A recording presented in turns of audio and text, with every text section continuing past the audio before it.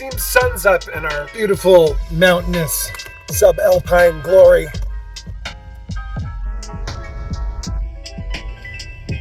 But I should probably get some wool pants on to match these wool socks, as it is roughly 0 degrees outside. Let's get busy and tie some knots. I really gotta stop using this camera as a mirror while filming.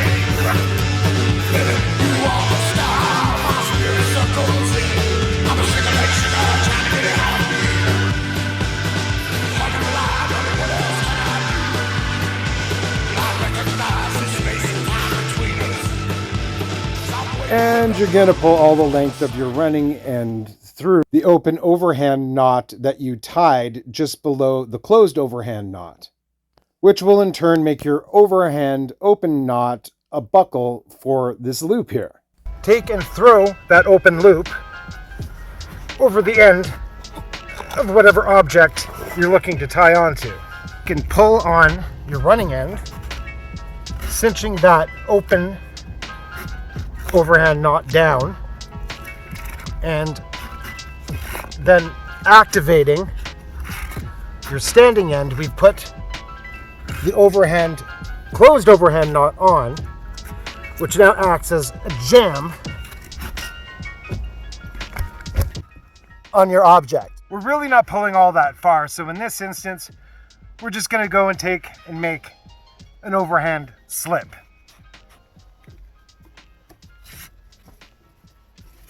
Do a couple more over top maybe. We've got the ball hitch room, so might as well reinforce it. On back as a jammer to support that behind the original overhand slip.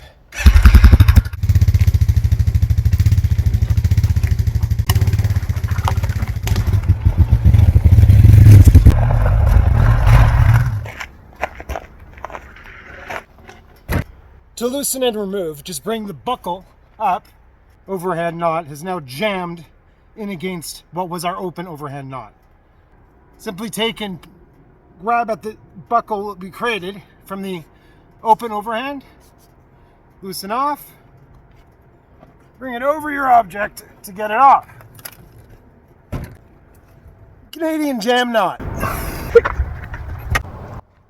Now that we got this big up here, we'll secure it down. To do up this knot, you want to take both ends and just drape them over your finger. Come, let's say, 6 inches down, just a straight loop. Take it over your hand, drop it down, bring it through your standing ends, back up around, and you're going to do this 3 times. Once you're there, and you got your front, you want to pull both sides off your finger, so you've got 2 little coils. Bring those coils together. I like to put my finger back through, just to hold it in place, while you adjust your little bottom rail you saw there, which comes around the back like that.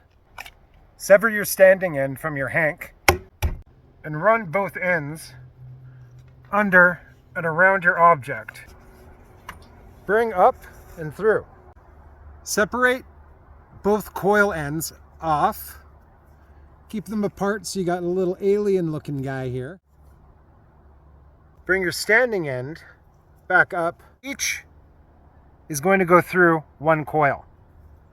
Left side left.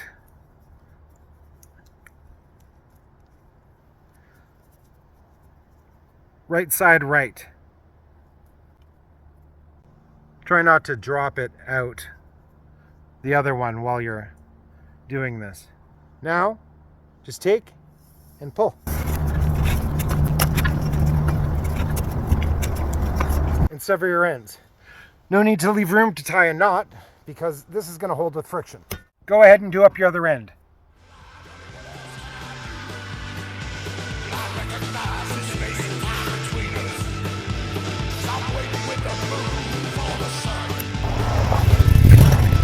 Easiest knot there ever was to untie because it's disposable. Using something a little thinner and smaller than paracord, here we've got some microcord we've already pre-tied into a loop. You basically want to take your main paracord line and your loop that you've made, drop your loop down over top of the paracord line and run your loop through itself, back in, through, and around, once, twice, I know it's a little hard to see, 3 times, and pull the final loop through. Basically end up with 2 wraps on either end. Pull it nice and tight. And now you have a loop on your line that will slide back and forth until it's under tension. And once under tension, it's not going anywhere. Loop it over, and then bring your running end through once, twice. Your taut line hitch works on the same friction principles as the press-it knot. Just pushing it forward will loosen your tarp tension. Pulling it back, it locks in place through friction.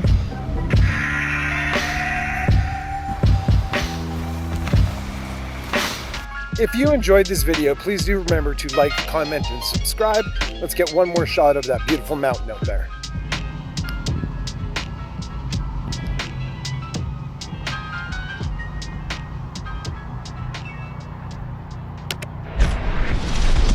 And for those of you asking about what happened to the Jim Bob out at the desert camp video. They don't like us. They don't like us. They ain't gotta like us.